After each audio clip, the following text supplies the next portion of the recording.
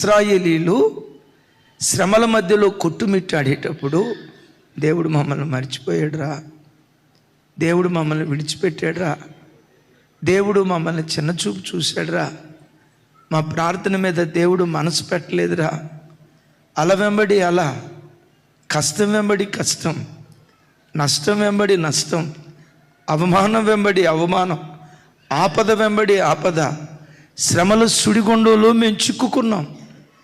ఆపద వెంబడి ఆపద మమ్మల్ని తరిమి తరిమి తరిమి తరిమి వెంటాడుతుందంటే డెఫినెట్గా దేవుడు మమ్మల్ని మరిచిపోయాడు, దేవుడు మమ్మల్ని విడిచిపెట్టాడు అని ఇశ్రాయేలు ప్రజలు అనుకుంటున్నారు.